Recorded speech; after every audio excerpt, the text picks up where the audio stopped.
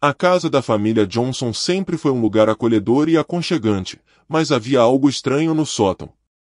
Embora a família tenha vivido lá por anos, ninguém se aventurou a subir as escadas em espiral que levavam ao sótão, exceto para colocar caixas e móveis antigos que nunca foram usados. Eles tentaram se convencer de que era apenas um lugar empoeirado e inútil, mas a sensação de que algo terrível aconteceu ali no passado nunca os deixava. Uma noite, depois que as crianças foram dormir, o pai, John, decidiu investigar o sótão. Ele não contou à esposa, Sarah, para não assustá-la. Subiu as escadas em silêncio, a luz do celular iluminando o caminho. O sótão estava completamente vazio, exceto por algumas caixas empilhadas no canto. John começou a examiná-las, mas então ouviu um som estranho. Parecia que alguém estava sussurrando seu nome. Ele olhou em volta, mas não viu nada. De repente, o chão rangeu sob seus pés. John olhou para baixo e viu um par de olhos brilhantes o encarando. Ele tropeçou e caiu no chão, sentindo algo segurando pelas pernas. Ele gritou por ajuda, mas ninguém parecia ouvir. Finalmente, ele conseguiu se libertar e correu escada abaixo, assustando Sarah e as crianças. No dia seguinte, John decidiu pesquisar sobre a história da casa. Ele descobriu que, há muitos anos, um homem chamado Charles Van der Kerk vivia lá.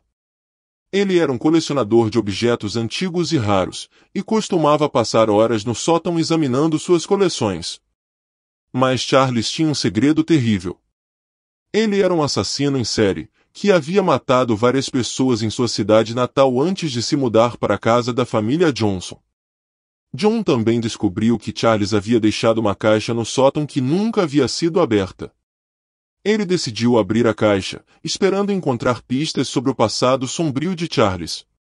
Mas o que ele encontrou foi muito pior do que ele poderia imaginar. Dentro da caixa, havia um diário escrito à mão por Charles. Nele, Charles descrevia em detalhes suas vítimas e como as matou. Ele também escreveu sobre como escondeu seus corpos no sótão, onde ninguém jamais os encontraria. John percebeu que não podia guardar esse segredo para si mesmo. Ele contou a Sarah sobre a caixa e o diário, e eles decidiram chamar a polícia. Quando os policiais chegaram, eles vasculharam o sótão e descobriram os restos mortais das vítimas de Charles. A casa da família Johnson nunca mais foi a mesma. Eles nunca mais subiram ao sótão novamente. John e Sarah decidiram que era hora de se mudar da casa depois de descobrirem os segredos macabros do sótão. Eles queriam sair o mais rápido possível, mas algo os impedia de deixar a casa. Eles começaram a ter sonhos estranhos e pesadelos que os faziam acordar suados e com o coração acelerado. Sempre que tentavam vender a casa, algo acontecia que os impedia. Um dia, Sarah foi sozinha para casa para terminar de embalar algumas coisas. Ela decidiu dar uma última olhada no sótão antes de ir embora para sempre. Ela subiu as escadas em espiral, a luz do celular iluminando o caminho.